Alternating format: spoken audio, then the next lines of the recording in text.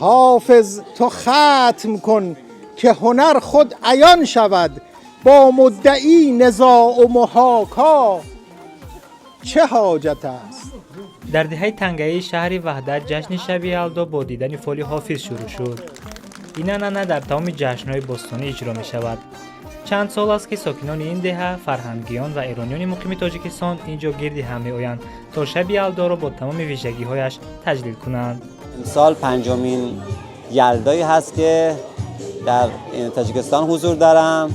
به همت آقای فرخیار که این جشن باستانی رو برگزار میکنن ما حضور یافتیم و بسیار بسیار خوشحال هستیم که شب یلدا رو میتونیم اینجا دور هم در جمع ایرانی ها و تاجیک های همزبان برگزار کنیم.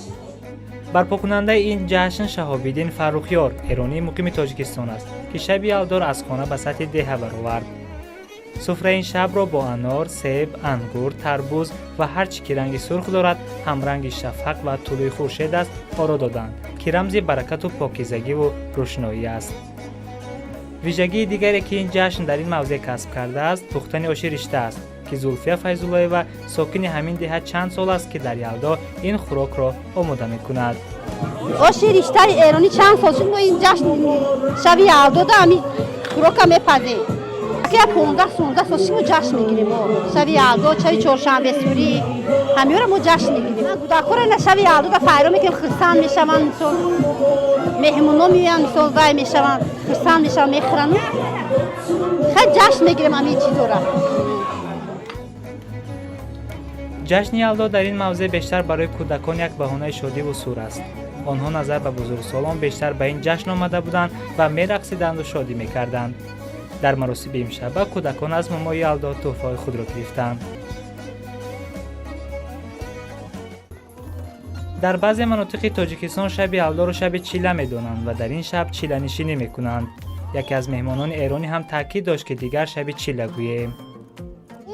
صمیمیت و محبتی که بین دوستان تاجیک و ایرانی‌ها هست من اینو خیلی دوست دارم و اینکه اینجا انگار اون شور و نشاطش خیلی بیشتره حتی از ایران و ما اینجا امروز آخرین شب سال رو در جمع دوستان تاجیک و ایرانی حالا هرچند دور از وطن جمع شدیم تا جشن بگیریم. البته یه نکته‌ای رو من می‌خواستم مطرح بکنم اینکه شب یلدا واژه یلدا در کل یه واژه سوریانی هست و نه فارسی و به معنی این هستش که به معنی زایشه و مربوط میشه به تولد مسیح و هیچ ارتباطی به در واقع شب چله نداره و خیلی بهتر هستش که از این به بعد به جای شب یلدا بگیم شب چله مبارک.